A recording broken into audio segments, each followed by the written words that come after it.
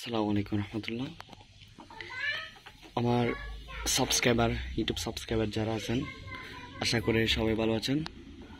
তো আমার ভিডিওটি হচ্ছে আমার যে 6টি হাঁস, আমার যেই 6টি ফিমেল হাঁস ছিল সম্পূর্ণ আজকে মনে করি ডিম শেষের দিকে। এখানে 6টি হাঁসের মধ্যে একটি হাঁসকে ডিম দেওয়ার মতো সুযোগ নেই, ও এখন আর ডিমের মধ্যে রানিং আছে। তো এখানে দেখুন যে তারা যখন ডিম দেওয়ার পরে তাদের যেই বুক থেকে যেই লোমগুলো বের করে এগুলো কিভাবে তারা এখানে রাখে, কিভাবে দিচ্ছে, ডিমগুলোকে কিভাবে মানে তারা যত্ন করতেছে, এই যে দেখেন।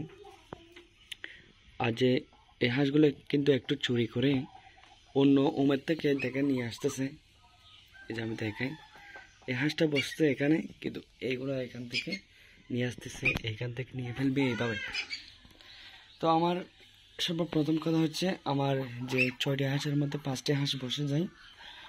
তো এখানে একটু ব্যতিক্রম দেখতেছি আমি, এখানে আরও 2টি ডিম নতুন দিয়েছে। তো এই ডিমগুলো সম্পূর্ণ ডিম কিন্তু এই হাঁসের মধ্যে ঢুকে যায়, কিন্তু ওর জন্য কষ্ট হয়ে যাবে। তো আমি মনে করি এই হাঁস থেকে যে ডিমগুলো আমি কালকে দিয়েছি 12 পিস, ওই সম্পূর্ণ ডিমগুলো কিন্তু ও টেনে নিয়ে গেছে। এখানে দেখেন যে দাগ ছাড়া ডিমগুলো আছে, এগুলো আমি কালকে বসাইছি, কিন্তু এটার জন্য আমার কিছু একটা করা লাগবে, কারণ ও একজনের জন্য এতগুলো ডিম সম্ভব হবে না কখনো।